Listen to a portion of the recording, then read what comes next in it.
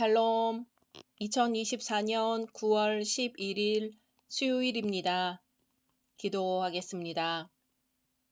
주님, 오늘도 주의 말씀으로 하루를 시작합니다. 사랑하는 주님, 오늘 잠언 27장의 말씀으로 기도합니다. 너는 내일 일을 자랑하지 말라. 하루 동안에 무슨 일이 일어날는지 내가 알 수 없음이니라. 아멘. 주님, 우리에게 주어진 삶이 오늘뿐임을 알게 하소서. 하루 동안에 무슨 일이 일어날는지 모르면서 내일 일을 자랑하지 않게 하소서. 그저 오늘 주님과 동행함이 우리의 기쁨이고 자랑이 되게 하옵소서. 예수님의 이름으로 기도드립니다.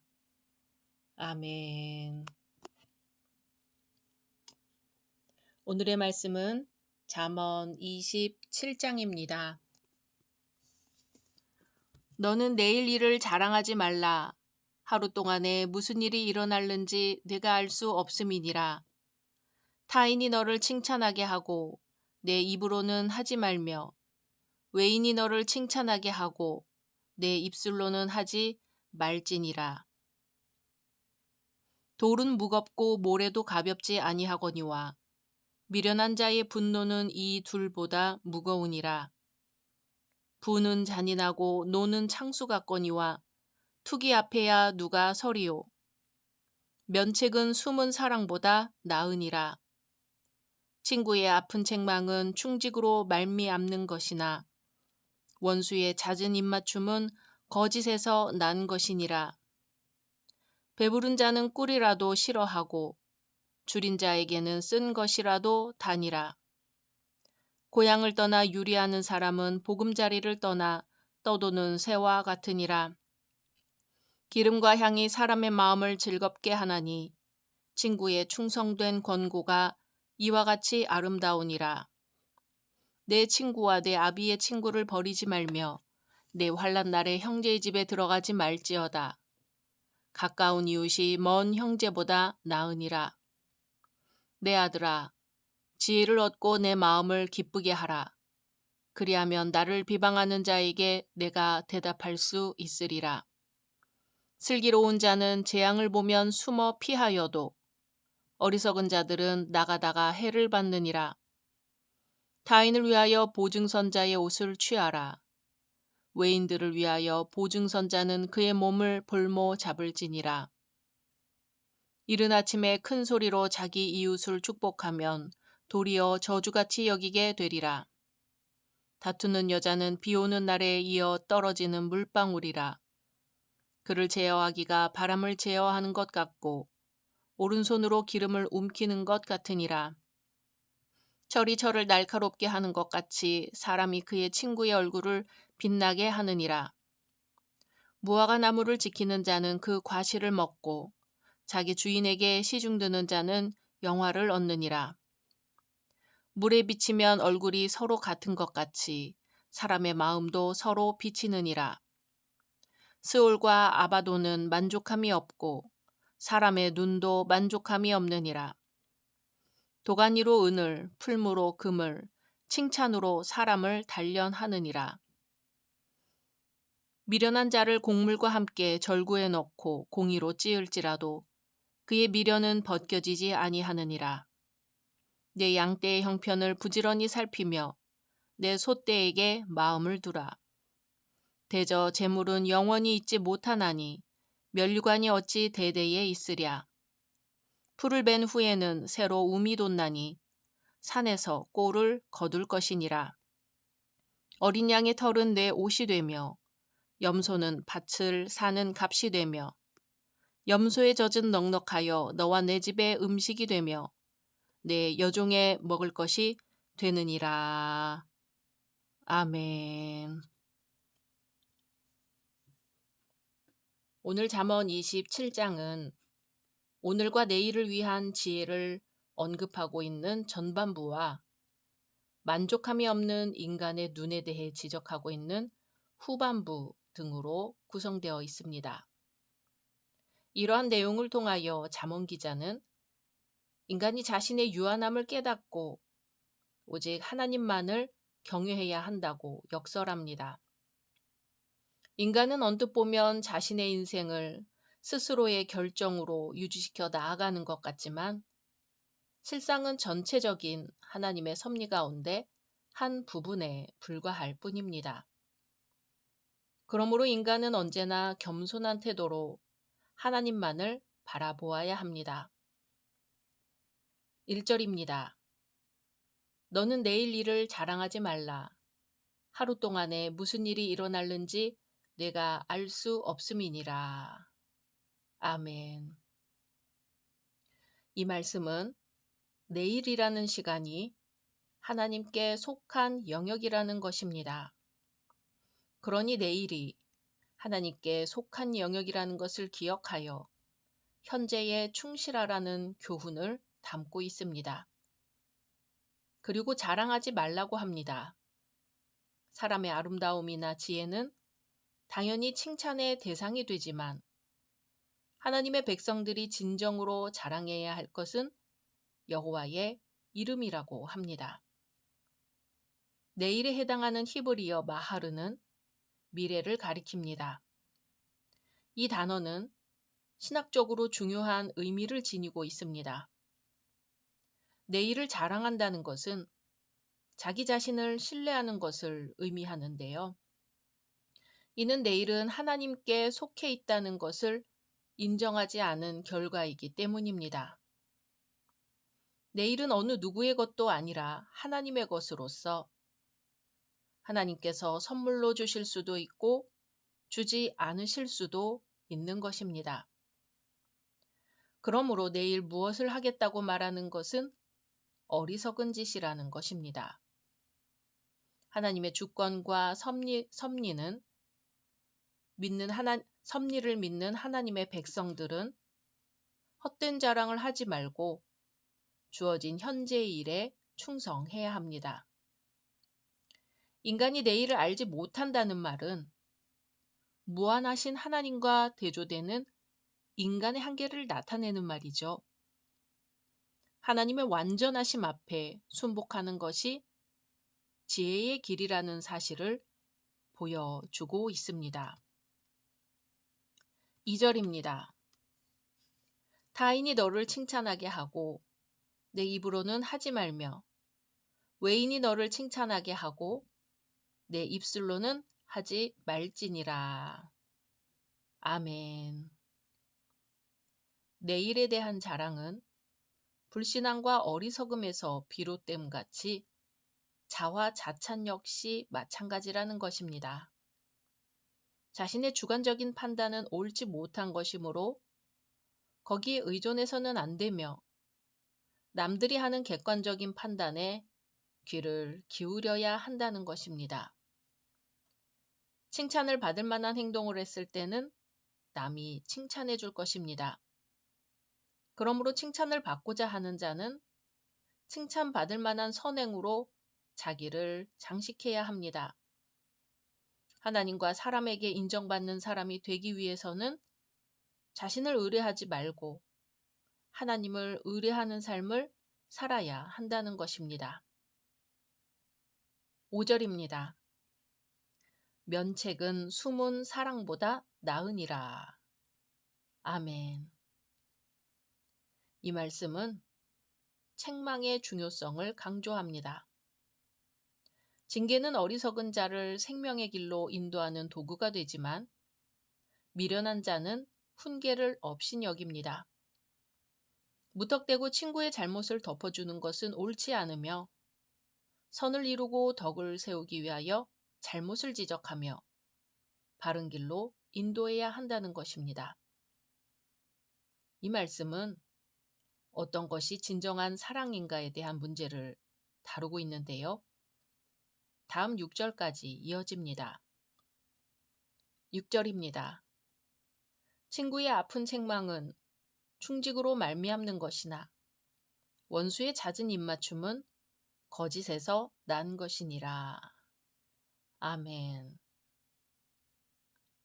이 말씀의 히브리어를 직역하면 사랑하는 자의 상처들은 신뢰할 만한 것들이다. 그러나 미워하는 자의 입맞춤들은 위선적인 것들이다. 입니다. 아픈 책망은 히브리어로 상처를 의미합니다. 상하게 때리는 것이 악을 없애기 때문에 지혜문학에서는 견책을 장려합니다. 사랑하는 자를 상하게 때린다는 것은 아프게 책망하는 행위를 말하는 것입니다. 이것은 충성에서 말미암는 것입니다. 그러나 반대로 원수의 잦은 입맞춤은 거짓에서 나오는 것이라고 합니다. 거짓을 숨기고 있는 원수의 입맞춤은 진실이 아니라 위선입니다. 그 입맞춤은 달콤하지만 결국은 독이 될 것입니다. 그러나 심한 질책은 아프지만 결국은 약이 될 것입니다. 역설적인 형식을 지니고 있는 이 격언은 진정한 사랑과 우정에 대해 날카로운 통찰을 제시하고 있습니다. 14절입니다. 이른 아침에 큰 소리로 자기 이웃을 축복하면 도리어 저주같이 여기게 되리라. 아멘. 잠도 깨기 전에 큰 소리로 이웃을 축복하는 것은 어리석다는 것인데요. 아무리 좋은 말도 때와 장소를 가려야 한다는 것입니다. 지혜로운 삶은 신중함과 절제심에서 비롯된다는 사실을 보여줍니다. 17절입니다. 철이 철을 날카롭게 하는 것 같이 사람이 그의 친구의 얼굴을 빛나게 하느니라. 아멘. 전도서에서는 무딘 철 연장을 갈지 아니하면 힘이 들어가지만 날카롭게 만들면 일이 수월해지고 능력이 오르게 된다고 합니다. 철이 철을 날카롭게 하며 빛이 나는 것과 같이 인간 관계에 있어서도 서로 돋보이게 할 수 있다는 것입니다. 친구의 얼굴을 빛나게 한다는 것은 상대로 하여금 자신의 능력을 최고로 발휘하여 인정받을 수 있도록 격려와 조언을 해주는 것을 의미합니다. 그러므로 서로 영적 유익을 끼치면서 함께 성장해 나가는 공동체의 모습은 철이 철을 날카롭게 하는 것 같이 서로의 얼굴을 빛나게 하는 것입니다. 19절입니다. 물에 비치면 얼굴이 서로 같은 것 같이 사람의 마음도 서로 비치느니라. 아멘. 물에 비추면 얼굴이 보이는 것처럼 다른 사람 속에 비춰진 자신의 모습을 보게 된다는 것입니다. 그러므로 자기 자신을 알기 위해서는 남의 마음이 필요하다는 것입니다. 이렇게 해석하게 되면 철이 철을 날카롭게 하는 것 같이 사람이 그의 친구의 얼굴을 빛나게 하느니라 라는 위의 말씀도 의미가 분명해집니다. 20절입니다. 스올과 아바도는 만족함이 없고 사람의 눈도 만족함이 없느니라. 아멘.